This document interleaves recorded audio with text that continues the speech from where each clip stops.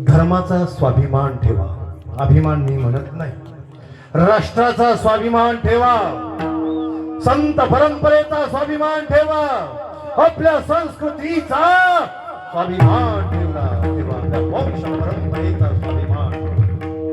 स्वाभिमान अशी वस्तू आहे, अरे भल्या भल्यांना सुद्धा गुडघ्यावर आणणारी वस्तू आहे. स्वाभिमान पाहिजे, नाही तर कुणी गाजर दाखवलं की शेपूट हलवण्याची प्रक्रिया बंद. सध्या गाजरांची संख्या जास्त आहे आणि शेपूट हलवणाऱ्यांची त्यापेक्षा जास्त आहे. आणि परत वरून म्हणायचं जय जय महाराष्ट्र माझा. आंधळ्याची वरात बहिरेच्या घरात कुणालाच काही कळेल, कुणालाच काही कळेल. माझ्याकडे आता पिंपरी चिंचवड महानगरपालिकेचा आमच्याकडे इलेक्शन चालू आहे. झालं आता वारं उठलेलं आहे. मला एका नाही विचारलं महाराज मत कुणाला देणार आहे. म्हणलं आता मी कुणाला देऊ, कुणाला सांगू. फुटलेला नारळ, कुलूप, शिडी, फुगा, शिट्टी, ट्रॅक्टर हे असलेच मी बघतो. ज्याला नाही कुणी त्याला नाही. पण महाराज तुम्ही कुणाला मत देणार. तर म्हणलं तुझं काय. म्हणलं तुम्ही ज्याला देणार त्याला मी, पण तुम्ही कुणाला देणार. म्हणलं खरं सांगू का, जो कमीत कमी हलकट असेल त्याला मी देणार. आता कुणाला देणार काय सांगू काय. सगळा बाजारच बसला झालाय त्याला करू. अरे या महाराष्ट्राची परंपरा आहे, आपल्या राष्ट्राची परंपरा आहे, आपल्या पूर्वजांनी घालून दिलेला रिवाज आहे. स्वाभिमान कशाला म्हणतात. तरुण मित्रांनो, एकच गोष्ट तुम्हाला मी यातून शिवचरित्र कथेतून सांगणार आहे 2 मिनिटांमध्ये.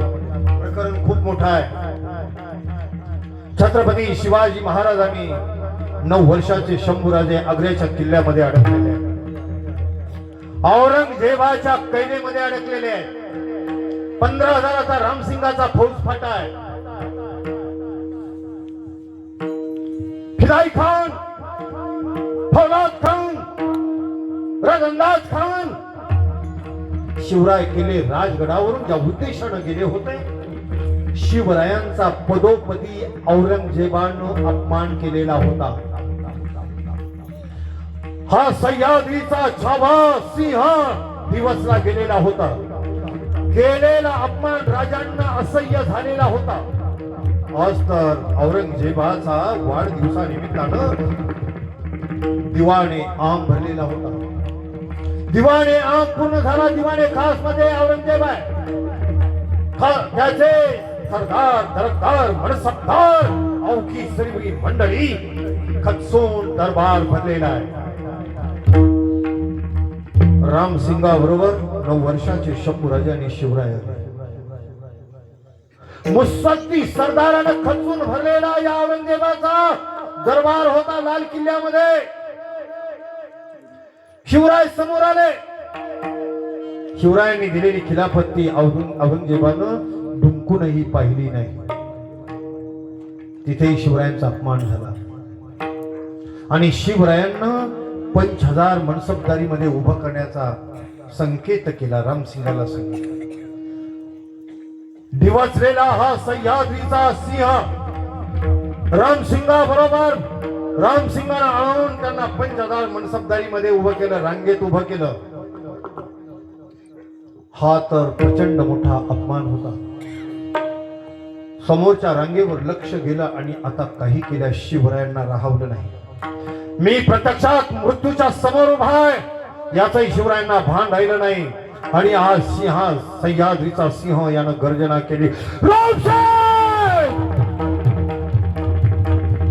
रामसाहेब, क्या नतीजा पाया हमने, क्या हासिल हुआ, ये सोचकर हम यहाँ आए थे.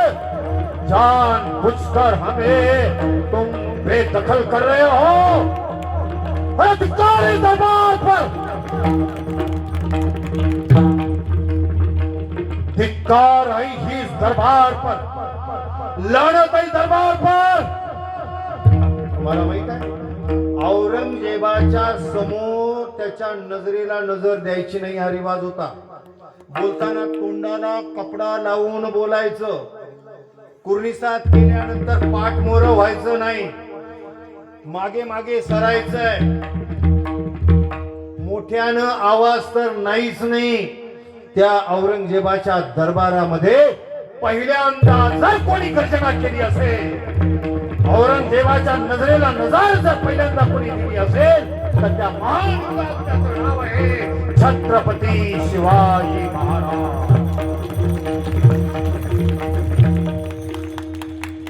मोठ्यानं आवाज करणं म्हणजे मृत्यूच, दुसरी शिक्षा नाही. पण त्याची पर्वा न करता स्वाभिमान, माझा अपमान जर करत असेल तर मी का सहन करू? सर्वांच्या मनात शिवाजी म्हणतात तो हाच. हा आवाज काढणारा फक्त शिवाजीच राजा असू शकतो, दुसरा कोणी नाही. सर्वांची खात्री. शिवराय बोलत होते, दरबार पर लड़त दरबार पर, यही हम मिट जाएंगे, इस मिट्टी में मिल जाएंगे, मर जाएंगे राम सिंह, पर मगर हम ये सहन नहीं करेंगे. इस मिट्टी में, इस दरबार में हम खुद मिट जाएंगे, मर जाएंगे, लेकिन बर्दाश्त कभी नहीं करेंगे, हरगिज़ नहीं बर्दाश्त करेंगे.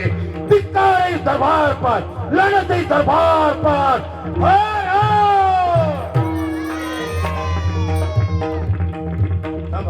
गुळ खातो आम्हाला महाराजांना ना मला गुळच आहे. आमच्या धाब्याला गुळच ठेवावं लागणार आहे, कावळाच ठेवणार. अरे हे ओरडणं सोपं आहे का? सोपं आहे का ओरडतोय मला माहित आहे. यामध्ये 4-2 तरी माझे तरुण बांधव या भारत देशाचे स्वतंत्र पाईक होऊन भारत देशाला मोठा आधार होणार आहे. काहीतरी आशा वाटते ना आम्हाला. बाबांचं ते कार्य वाया जाणार नाही. द्यावाच आतले बाहेरचे हात वर करून कळू द्या मानकेश्वराला. मानकेश्वराला कळू द्या ना. तो अफजल खानाला उद्ध्वस्त केलेलं जे मंदिर आहे, जाऊन पाहिलं कधी? अफजल खान ते तोडफोड काय केली पाहिजे, आता सांगायला काही मला तो वेळ नाही तेवढा. आपले बापदादे कसे जगले असतील इथं? लाखोचा फौज फाटा आला त्यावेळेला. जाऊ द्या, 350-400 वर्षानंतर ही गर्जना या पवित्र भूमीतून जाऊ द्या. आशीर्वाद देईल मानकेश्वर. पुरुष मंडळी हात वर करून, तुम्ही हात वर नका करू, तुम्ही लग्नाला आल्यासारख्या बसा. आमच्यावर फक्त आवाज द्या, एकदा पुरुष एकदा महिला. हात वर करून. आणि हात थांबा, तो हात असा नको. सगळ्यांनी कल्याण केलं आमचं, सगळ्यांनी केले कल्याण. हे स्वतंत्र महाराष्ट्राची वज्रमूठ आहे, वज्रमूठ. पुरुष मंडळी अरे होय, अरे तुम्ही तर कानातच मोठं घातलं. आता खूप मी असं म्हणू का हम बर्दाश्त नहीं करेंगे. हरगिज नाही असं येतं ते थोडं. आणि म्हणून शिवराय बोलतात कसे, कभी नहीं बर्दाश्त करेंगे हम, हरगिज़ नहीं बर्दाश्त करेंगे. कभी नहीं, यही मिल जाएंगे, मर जाएंगे, लेकिन बर्दाश्त नहीं करेंगे.